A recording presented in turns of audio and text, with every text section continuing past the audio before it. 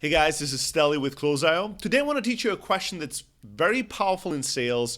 It is the best question to end a positive conversation with a prospect with, especially at a moment when they give you verbal commitment and they say the deal is basically done.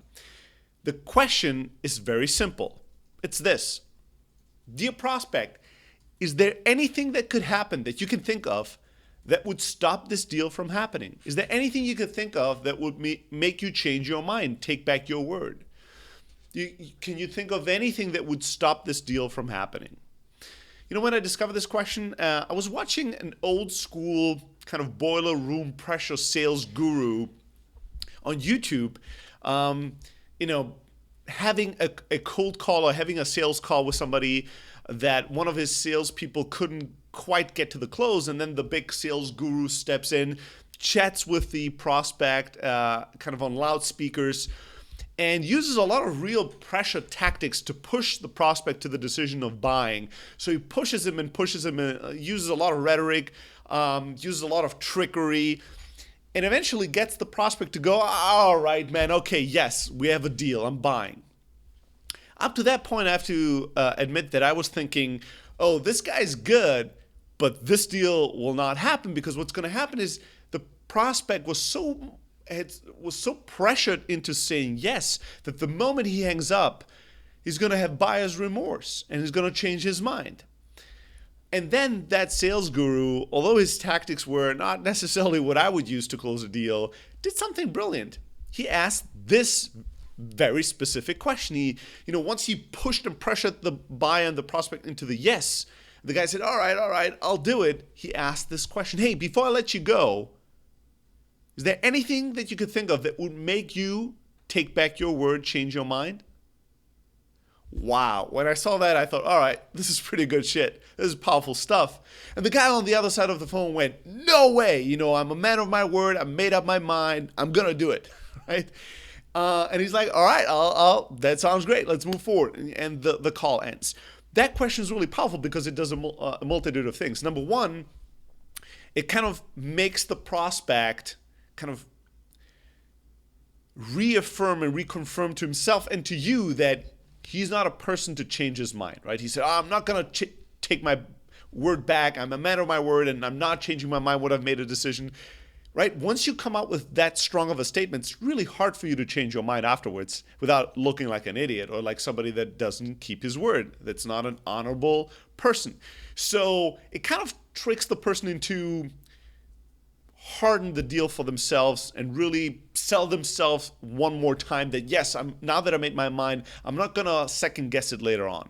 The other thing that it does is that potentially, in this case it didn't, but it potentially would bring up some things that the person can think of would change the deal. And this is the way that I would use the question. I wouldn't, I'm not in the pressure sales kind of world, push people into a decision and then trick them into a way where they can't get out of the decision. Although I'm not the type of person that would use these tactics, when I saw somebody do it and they do it well, I appreciate it. And in this case, I thought that the question was powerful, and if used for good, could do a lot of good in sales and in business. So I wanted to share that question with you.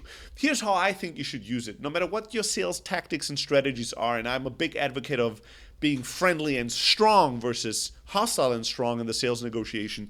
At the end, once you get somebody to say, yes, I think we're going to buy this, or yes, it's a done deal, we're going to purchase this, we're going to sign this contract or agreement, or whatever they tell you, ask them this question. Go, hey, is there anything, and I wouldn't say that would make you go back on your word.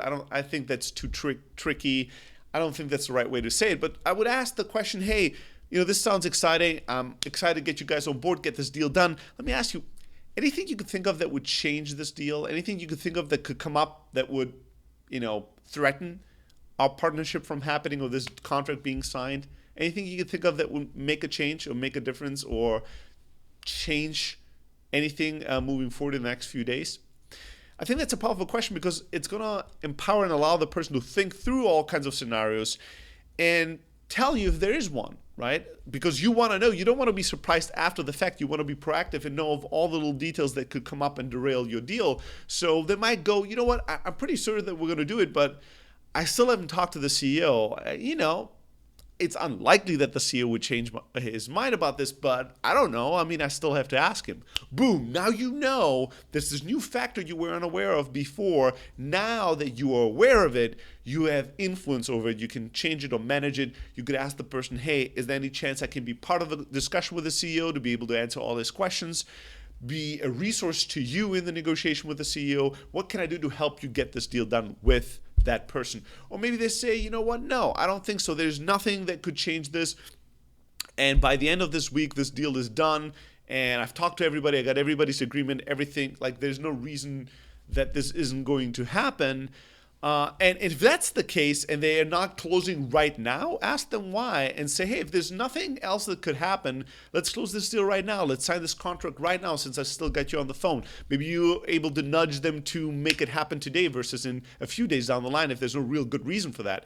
But either way, it ends the call on a really important note, which is making sure one more time that there's nothing you forgot, that there's no unknown factors in this deal, and if they are, it gives you the power to challenge or change or manage them, and if they aren't, it kind of reconfirms, it closes up the call on a really strong note where the prospect is telling you, no, Stelly, there's no way and nothing that could change this deal from happening. You know, that's a pretty good way to end the call, right? You go, all right, well, that's a strong statement. I'm excited about that. You know, I'll talk to you tomorrow when we have this contract signed. I'm really honored and excited to start working with you even closer.